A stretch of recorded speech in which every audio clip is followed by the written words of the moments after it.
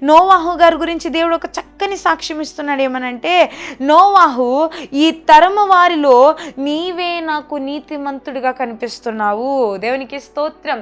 హల్లెలూయా. ఒక తరం అంటే ఆలోచించండి ఎంతమంది ఉంటారో.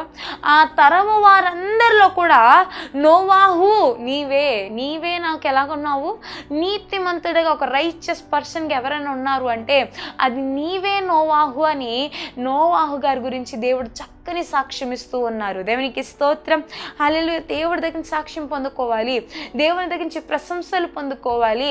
అబ్రాహాం గారు దేవుడి నుంచి ప్రశంసలు పొందుకున్నారు, మోషే గారు దేవుడి దగ్గర నుంచి ప్రశంసలు పొందుకున్నారు, దావీదు గారు దేవుడి దగ్గర నుంచి ప్రశంసలు పొందుకున్నారు.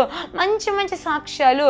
దానియేలు గారు, షద్రక్ మేషక్ అబేద్నెగో గారు, ఇంకా అనేక మంది మనకు కనిపిస్తున్నారు. ఏలియా గారు, ఎలీషా గారు, యోహాను గారు, పౌలు గారు, అనేక మంది, 12 మంది శిష్యులు, అనేక మంది మనం చూస్తే వారందరూ కూడా దేవుని యొద్ద నుండి ప్రశంసలు పొందుకున్నారు గల కారణము వారు దేవుని యొక్క మాటలు వినుటకు ఆసక్తి కలిగి ఉన్నారు. ఈరోజు ఈ మాటలు వింటున్న మీరు దేవుడి దగ్గర నుంచి ప్రశంసలు పొందుకునే అనుభవంలో ఉండాలి.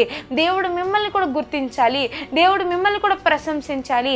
అలా ప్రశంసించాలి అంటే మీరు కూడా ఏం చేయాలి? చక్కగా దేవుని దగ్గర కూర్చోవాలి, దేవుని యొక్క మాటలు వినే అనుభవంలో ఉండాలి. దేవునికి స్తోత్రం.